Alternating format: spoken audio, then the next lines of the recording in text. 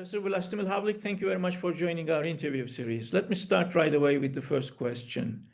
Andrej Babiš, ANO achieved a clear parliamentary plurality in recent parliamentary elections, consolidating its role as the hegemon of the illiberal camp.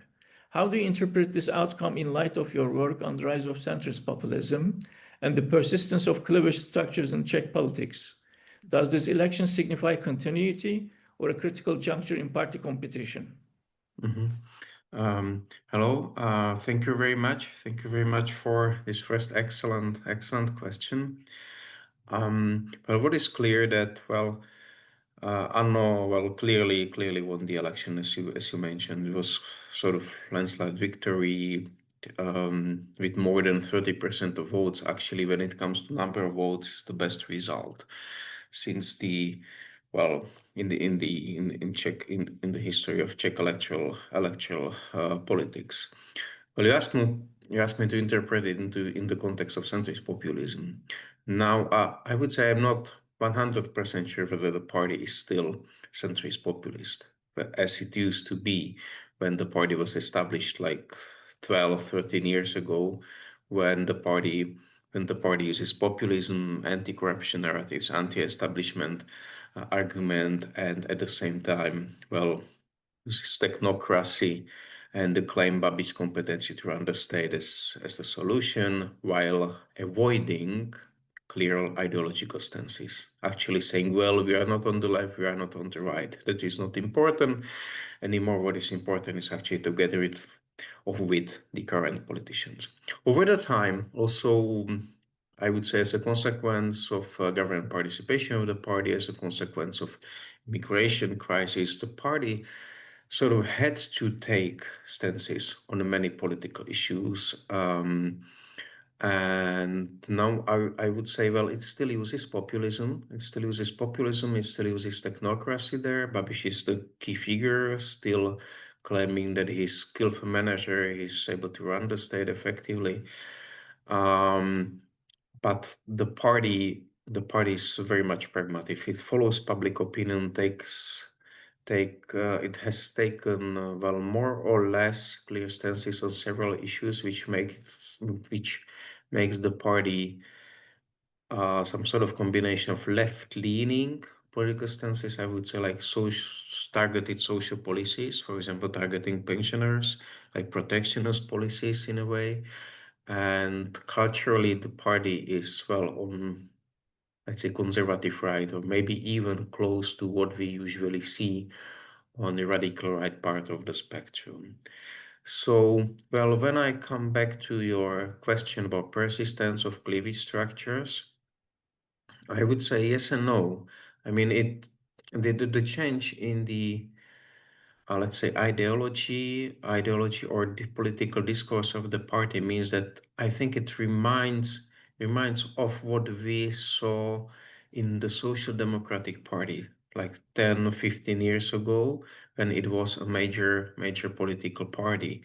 At least electorally, the electorate of ANO now is very similar to what we saw in social democratic voters. But the environment is different, with the raising salience of cultural issues. So it's not like a really social democratic party, but ANO has taken position very similar where social democratic party was, and also it stressed economic issues very much. So this is another sign of, let's say, continuity. So I don't see the election as a major, let's say, junction rupture. I can see signs of continuity, but in a changing environment. Right. The 2025 elections revealed ANO's shift toward left-leaning conservatism, especially on socioeconomic and cultural issues. How significant is this realignment for reshaping the Czech political space, and how does it affect the interaction between populist actors and traditional party families? Yeah, I can actually I can follow what I said like a couple of seconds ago. So I would say we sort of what we have seen, I think, in the party landscape or party system is in the last decade is a major increase of salience of let's say cultural or post-materialist issues such as immigration as clear results of the so-called immigration crisis. But also there is much more discussion about minority rights, such as the position of LGBT plus groups or position of women, or also environmental protection vis-a-vis the global warming. So what we seen like in general in the party system is that it is not in the Czech Republic, it's not unidimensional as it used to be, and it defined Czech party politics for, well, at least two decades. So it was centered, it used to be centered around the conflict over economic issues and redistribution and taxes and social policies. Clearly it's two-dimensional. The economy is still there, but the cultural dimension is similarly important, I would say. And when it comes to Arnold, and its position to traditional party families. Wow. Well, I would say it's to some extent determined by the populist profile of the party. It's highly polarizing. You know, it's sort of hostile towards the mainstream political parties. So I would add to the two dimensions. To the two dimensions I mentioned, I would add this like populist. Well, I'm not sure whether it's like independent dimension, but at least populist element. There is quite a high level of polarization between ANO and also other populist political parties you have and the rest of the party space. So there's not so much like interactions. I mean, like positive interactions between populist sectors and traditional party families that are like, depicted by populist sectors as, you know, as the enemy of the people and such. Right. Babish coalition arithmetic now depends on Eurosceptic and far-right actors, such as the Motorists and SPD. Drawing on your research on populism, anti-populism divides, how feasible is stable governance under such a constellation, and what risks might this pose for the quality of Czech democracy? Okay. It's a really good question. When it comes, I will start with the effects of, well, populist or anti-populist or populist divides. What did I mean? By that when we wrote about it? Is that before the 21 election, two like major electoral coalitions were formed with the aim to defeat basically ANO, Babiš's party, and they sort of change their communication strategy and base it on like anti-populist arguments. So depicting populism and Babiš and also other populist parties and also the communists as a major threat for Czech democracy and the force that would take the Czech Republic back to the east, like in foreign policies. And those highly polarizing rhetoric. On the other hand, we had similarly polarizing rhetoric on the side of populist actors. Why do I mention that? Well, it seems that there is not so many options how to form a government after the election as a result of this polarization. So now it really seems that there will be some sort of government collaboration between ANO and Motorists and SPD, which is far right or radical right populist party. As for its stability, well, it's difficult to predict. Well, there are some, you know, share policy policy attitudes of ANO and the other parties. There are some differences, like the attitudes to the EU and NATO. There are some differences in economic policies, and I think this may be one of the things that may be quite conflicting after the coalition will be formed, because on one hand you have ANO, which is quite good in spending, and on the other hand you have motorists who say, well, they would like to have like conservative fiscal policies. And there is another thing. When you mentioned, or I mentioned SPD, but it actually means like 4 political parties, because members of 4 political parties were elected on the electoral list of SPD. So there is like more space for tensions. And also there is another thing, not directly related to, let's say, populism, but both SPD and motorists are not very much experienced when it comes to government participation and, well, let's say, high politics. They used to be like in opposition, or, well, motorists are new political party.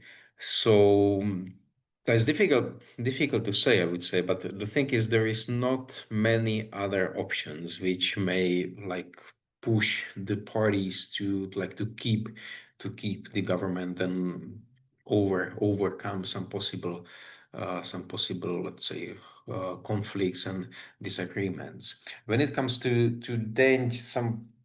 dangers for Czech democracy, I can see several of them, and this comes from some agreement, like from similar stances of these parties on, for example, public service media.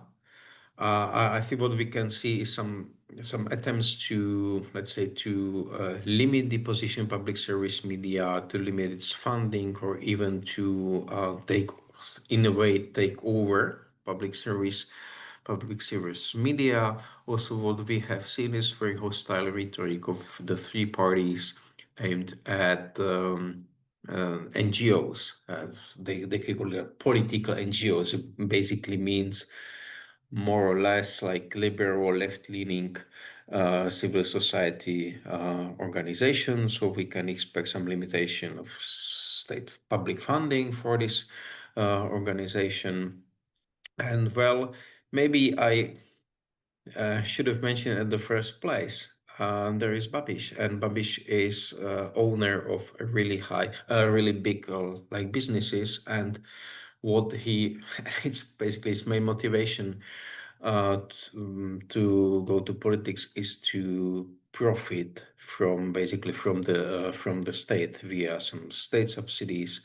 And so a major or a threat for democracy means that there will be like blurred lines between Babiš private business and the state. It will be again probably linked to the state. So some conflation of big private business and state is, well, I think, a threat for the quality of Czech democracy.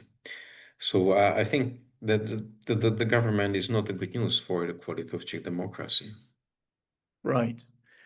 The collapse of traditional left-wing parties and SPD's decline suggests consolidation of the illiberal space rather than its expansion. Do you see this as a fake victory, given the fragility of potential coalitions, or as the institutionalization of ANO's dominance akin to Hungary's Fidesz?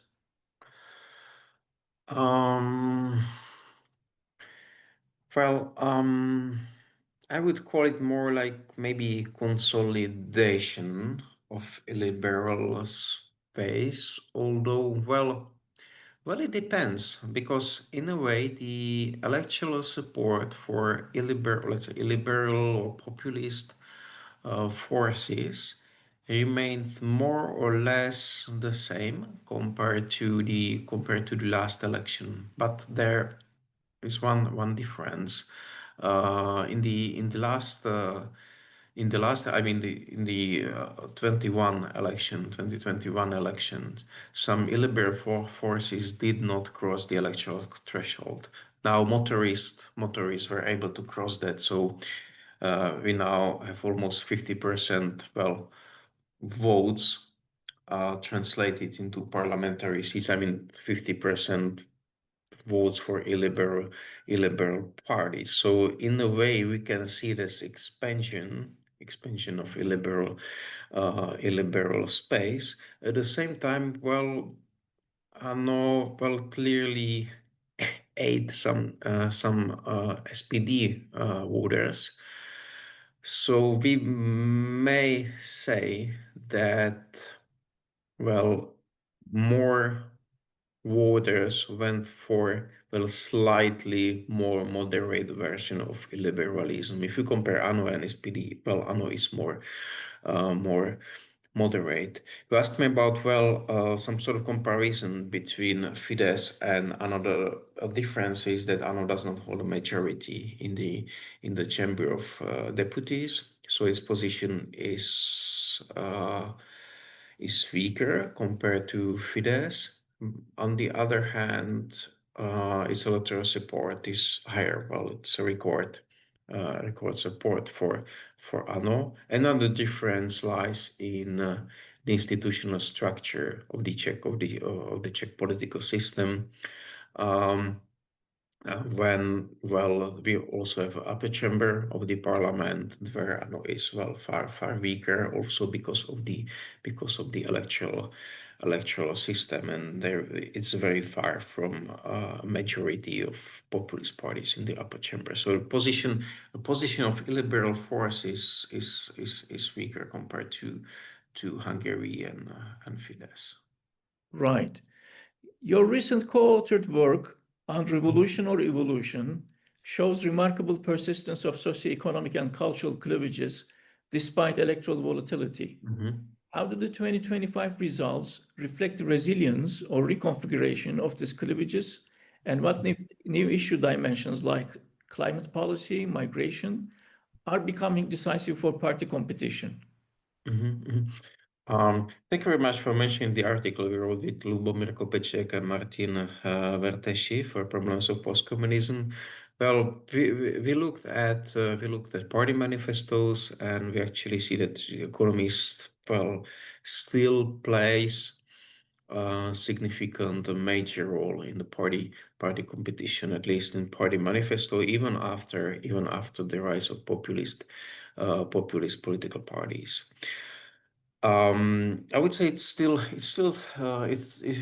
true, but also I would add, well, that the economy may be framed in different way, and the rise of populism does not mean that it's absolutely same way how economy was framed. Well, it was more in a populist way, anti-establishment way after Babiš party came into the system. When it comes to the 25 elections, I would mention two things. Well, it was clear that, well, the cultural or post-materialist issues became more important in campaigning, in debates between the leaders of political parties. On the other hand, what we could see is that, and I think it's the major explanation behind the electoral victory of Babiš, is that the economy is the major explanation, especially economic difficulties in peripheral areas. Because one of the most important thing in the recent election was really high turnout and the rise of electoral turnout, and it was because higher mobilization in peripheral and not economically well-off areas that voted mostly for Babiš's party. So I would say we still see economy as a major issue, and I wouldn't say there is, something like a reconfiguration of the cleavages. Right. In your studies of 2021 election, you identified a populism versus anti-populism cleavage that temporarily overshadowed left-right competition. To what extent has this divide become entrenched as the primary axis of contestation, and how does this shape the prospects for liberal democratic parties? Okay, well, I would be a little bit careful to call the populism, anti-populism thing a cleavage in a way that it is like well structured in society. I would call it more like political divide or maybe communication strategy.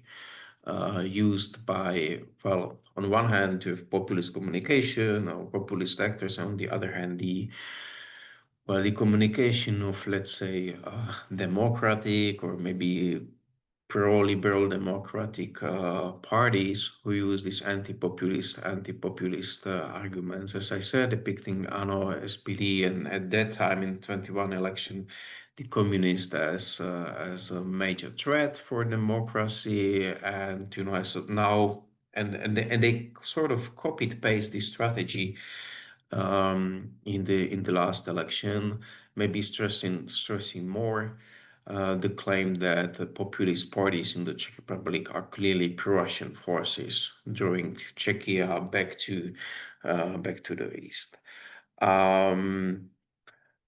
Ask me whether it was primary axis of contestation. I would say it was a very important thing, a very important part of communication of these democratic or pro-liberal democratic parties. One hand. On the other hand, when we look at the communication of ANO, it was clearly based on economy. They blamed the government for not really good economic performance, because if you look at some indicators, well, the Czech Republic was not doing that well during the last 4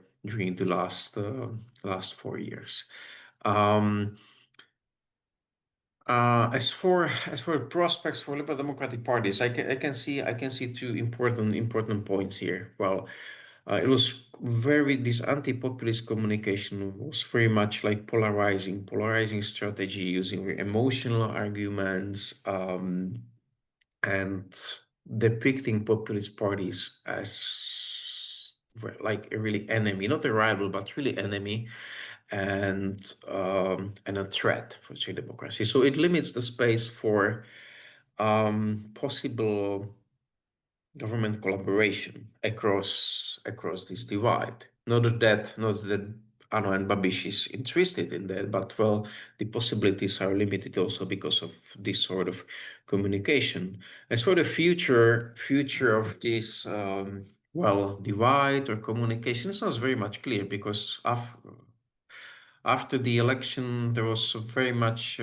discussion about whether the electoral coalitions, I mentioned the coalitions of the pro-democratic party, in this case, right-wing political parties, would continue. And now it seems it will not be the case. So again, we may see the three parties that form the coalition together, Spolu in Czech, that they would run the election like independently, but it's not clear very much. There will be party congresses and possibly new leadership of the new parties, and they will evaluate this strategy. Right. In your 2019 article, you argue that ANO's technocratic populism constitutes a regime alternative by rejecting pluralism and constitutionalism. How do you foresee this model evolving under Babiš's renewed electoral dominance toward a more overt illiberalism or continued reliance on managerial depoliticized discourse? That's really good question. I think it's not very much clear. I would say to some extent it's difficult to say, because the party has changed a bit when it comes to communication. It's more like close to radical right discourses. But what has not changed is Babiš and his view of let's say liberal democracy and this checks and balances, separation of powers, and public service media and NGOs. And well, he doesn't care a lot about that. He actually see this annoying thing that are unnecessary thing that actually like limits the possibility to govern effectively. let's say, it slowed down the process of government.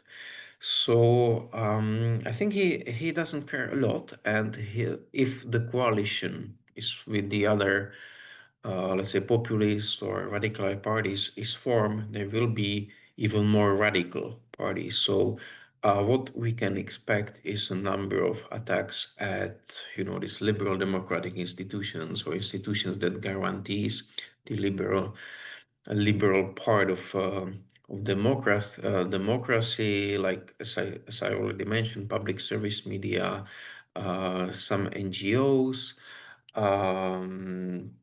Maybe we can see attempts to change how it's called, the rules of parliamentary procedures. Although it's difficult to change this. You mentioned Fidesz and Hungary several times. I think there is a difference. There is a difference because the government will not have enough votes to change the constitution, or nor the majority needed for the change of the electoral laws, because you need to have a majority in both parliamentary chambers. So I don't expect like major changes in the political system settings, but what we can see is like maybe cutting the liberal democracy after small pieces.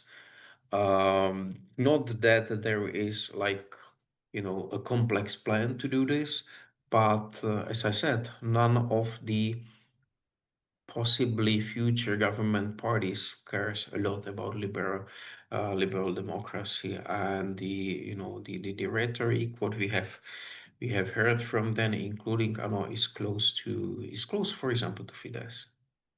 Right. Unlike Orban's Fidesz, ANO operates within a fragmented party system checked by the Senate and President Pavel. Based on your research on illiberal tendencies in Central Europe, what forms of democratic backsliding might occur in a Czech context where constitutional majorities are unlikely? Yeah, you're absolutely right. The constitutional majority for populist parties is not very likely in the Czech context. The reason is that and the reason is how the Senate, the upper chamber, is elected is based on the majoritarian like runoff two round electoral system, and only 1/3 of senators is elected each 2 years. So it's not very likely that there will be, actually very unlikely that there will be a constitutional majority for populist parties. So no major changes if you think about like change of constitution or change of electoral laws, as I mentioned. But there will be a lot of opportunities, I think, for the future government coalition to limit the the Czech liberal democracy. I mentioned the public service media. They can change the leadership, the board. Let's say the core, or how it's called, like council of the Czech TV or Czech radio. So to increase the control actually over public service media. There's a lot of discussion about funding of public service media. Now it's been funded by basically that everyone pays a small amount of money, like every citizen in the Czech Republic pays small amount of money every month, and now this is the main source of funding for public service media. They want to abolish that or replace it by let's say state funding, which again would increase control on public service media. More or less the same can be said about civil society organizations, and there will be several like election of different like state institutions and leadership of that, and they can like influence that. And of course there is, and I mentioned that there is the conflict of interest of Babiš economy interest and the state. So I think we will see not like revolutionary changes in a way, but more or less slower decrease of quality of democracy. Right. Your work highlights the role of anti-establishment attitudes, political distrust, and how efficacy in fueling populist support.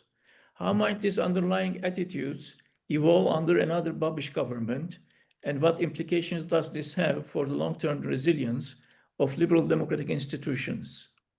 Mm-hmm. Mm-hmm. Well, a really good question. It's a very much complex one. There are many sources of public trust to different institutions. I would choose two points I would like to discuss. The first one is the role of economy here. So it's not like directly related to the nature of Babiš party or SPD or Motorists, but what we have seen also in the Czech Republic is when economy is doing well, and especially when people feels that they are doing like better economically, their material condition is better than the satisfaction. Politics and trust in political institutions is like higher. We've seen that well even during the first Babiš government, which is 2017 and 2021, where satisfaction with politics went up because macroeconomic conditions were much better. Inflation was low, unemployment was quite low, the average salaries went up, and well, the satisfaction with politics and institution was higher until the COVID crisis. Until the COVID crisis, when it went down because well, the government mismanaged that, and well, it increased insecurity, etc., etc. So what I would like to say, it will first depends on the economic performance, which is partly linked, of course, to government policies.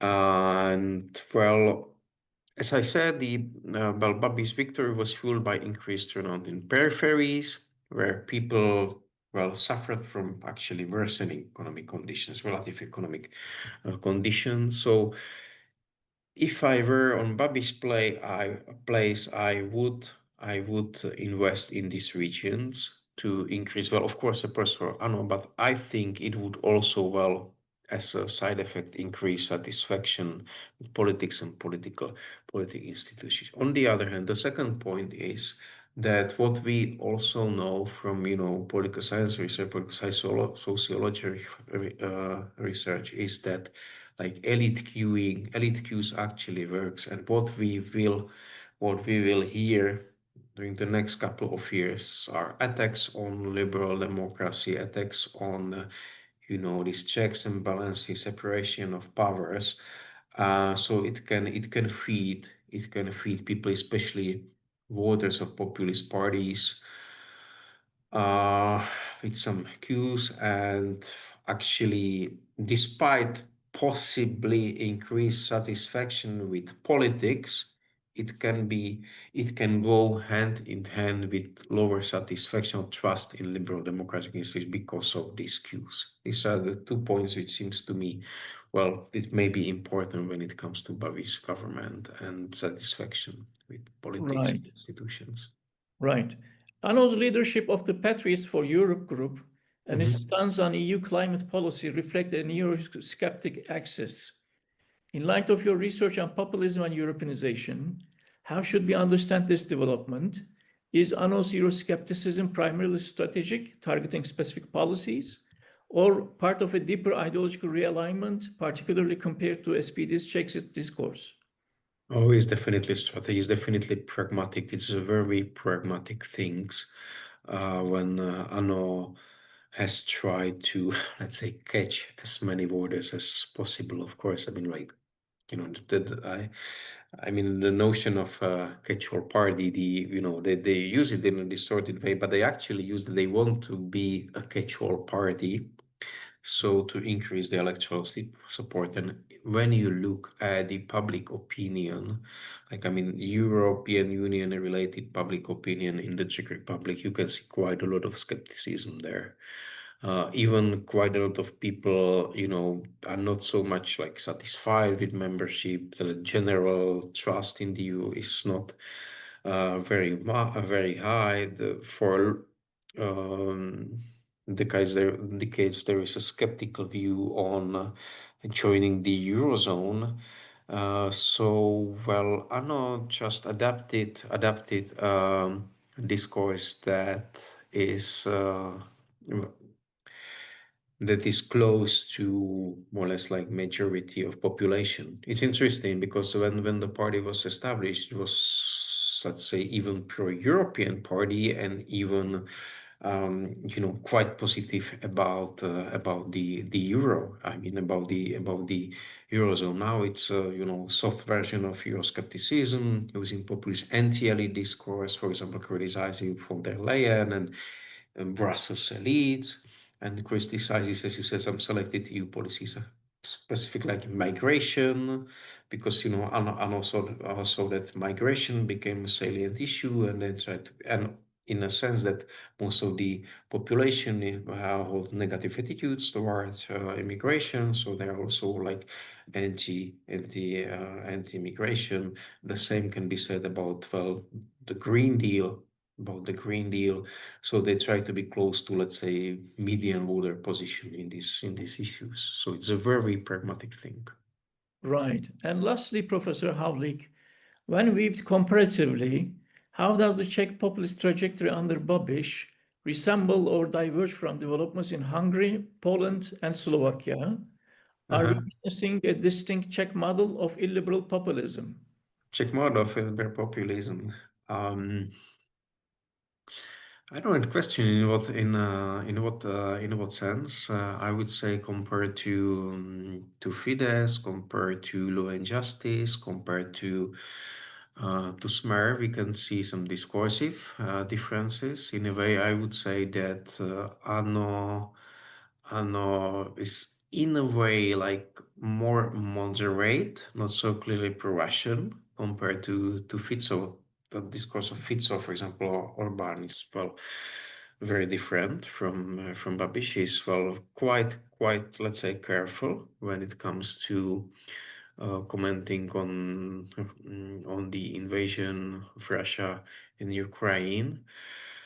Well, it's different. As I mentioned, it doesn't a constitutional majority, different from Hungary. And well, it's different also in the nature of, let's say, threats for liberal democracy. They stem very much from Babiš private businesses. So in a way, it is similar to Fidesz, but in a slightly different way. There is a much more direct conflation of economic interests and and the state. In the case of Fidesz, is a little bit like more indirect, one would say. As for similarities, I think the populist discourses, the anti-elitism moralizing discourse, and anti-liberal, let's say anti-liberal discourse.